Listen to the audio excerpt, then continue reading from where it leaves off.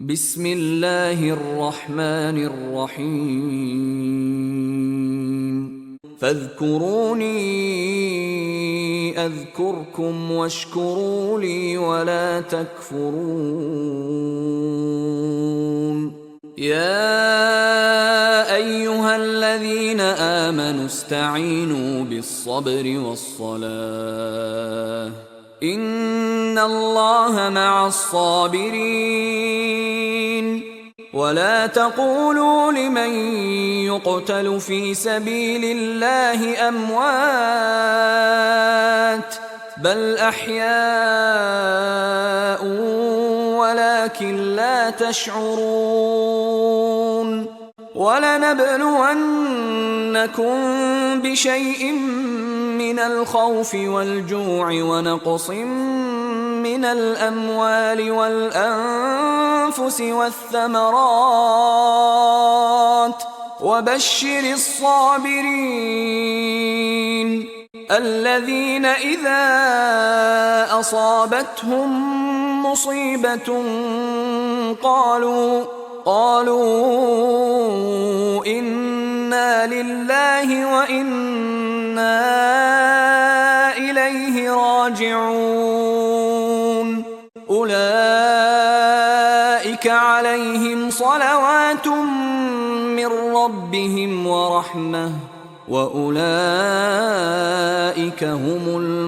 المهتدون إن الصفا والمروة من شعائر الله فمن حج البيت أو اعتمر فلا جناح عليه أن يطوف بهما ومن تطوع خيرا فإن الله شاكر عليم إن الذين يكتمون ما أنزلنا من البينات والهدى من بعد ما بيناه للناس في الكتاب أولئك يلعنهم الله ويلعنهم اللاعنون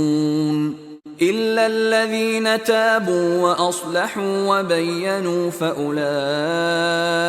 أتوب عليهم وأنا التواب الرحيم إن الذين كفروا وماتوا وهم كفار أولئك عليهم لعنة الله والملائكة والناس أجمعين خالدين فيها لا يخفف عنهم العذاب ولا هم ينظرون وإلهكم إله واحد لا إله إلا هو الرحمن الرحيم إذ تبرأ الذين اتبعوا من الذين اتبعوا ورأوا العذاب وتقطعت بهم الأسباب وقال الذين اتبعوا لو أن لنا كرة فنتبرأ منهم كما تبرأوا منا كذلك يريهم الله أعمالهم حسرات عليهم وما هم بخارجين من النار يا أيها الناس كلوا مما في الأرض حلالا طيبا ولا تتبعوا خطوات الشيطان إنه لكم عدو مبين إنما يأمركم بالسوء والفحشاء